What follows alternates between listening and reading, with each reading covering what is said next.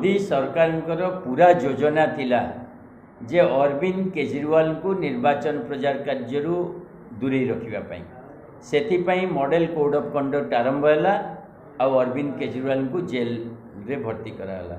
ED और मोदी जो योजना थिला जे अरविंद केजरीवाल जेल रे रहिले विरोधी दल को जबत करहब कारण अरविंद केजरीवाल एपरी गोटे व्यक्तित्व जे कामर राजनीति कथा कहते एवं तांकर जो काम शिक्षा स्वास्थ्य बिजुली पानी रोजगार सारा देश में एपरिक विदेश में भी आदृत हो। तेणु अरविंद केजरीवाल को यदि निर्वाचन प्रचार दूरे रखा जाए ताले मोदी सरकार ये जो घृणार राजनीति हिंसार राजनीति मिछर राजनीति चली पार यह योजना थिला। सुप्रीम कोर्ट से योजना को बुझी पाइल।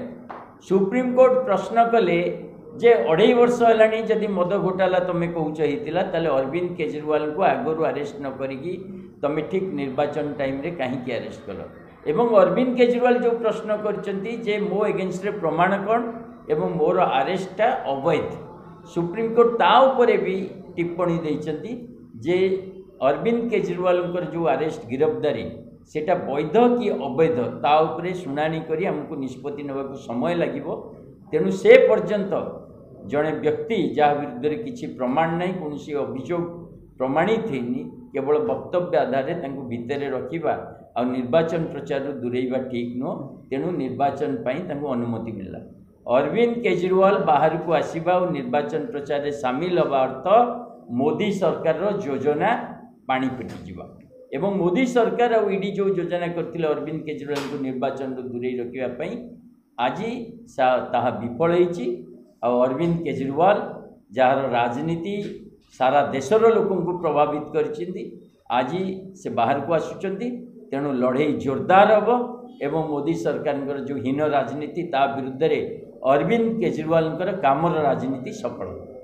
अरविंद केजरीवाल जेल रे थिबा बेले विधायक माने कर्मी माने सांसद माने आमर जो परि भाव में युद्ध को ओल्लैथिले सेथिरे वोट परसेंटेज बढ़ुला। बर्तमान स्वयं अरविंद केजरीवाल आम सेनापति से मैदान को ओल्लैबे।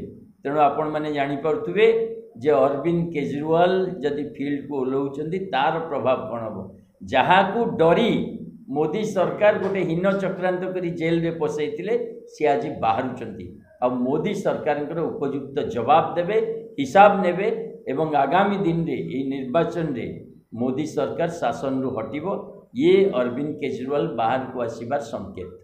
नवीन बाबू और केंद्र सरकार कौन दीटा अलग अलग शासन बोली भावुंट गोटे मास पर्यंत नवीन बाबू और मोदी सरकार दी जन जाक अलायंस पब्लिक रे करिवे बोली डिस्कशन करथिले ता आगरु अघोषित मेंटर अछंती। एबे भी तांकर जो प्रकार निर्वाचन राजनीति चलची सेथिरु मोदी नवीन गोटे मुद्रार दुईटी पार्श्व गोटे राजनीति करछंती ओडिशावासी को भ्रमरे पकेइबा पई अलग अलग निर्वाचन लड़ुचंती। तेणु आम दृष्टि रे नवीन बाबू और मोदी सरकार राजनीति भिन्न नुह। ये दीटी जगह राजनीति को हटेइबा पई आम आदमी पार्टी इंडिया मेंटर अंशीदार हिसाब से भरपूर प्रयास करिवो एवं अरविंद केजरीवाल जो आह्वान मोदी शासन को हटेइबा पई ओडिशा रे मध्य नवीन शासन को हटेइबा पई सही आह्वान बलवत्तर। फलाफल नहीं जनता जहाँ आशीर्वाद देवे जनता जहाँ जनादेश दब फलाफल से हम। तेणु आमर जो संदेश जे आमे गोटे गवर्नेंस बेस्ड राजनीति करने को चाहूँ ताकू नहीं लोकों पाखु जीवु लोक जदि ग्रहण करेंगे ताले गवर्नेंस राजनीति हम। लोक ग्रहण न करि पाइले आमे पुणी काम करूँ आहरी अधिक ग्रहणीय होगा।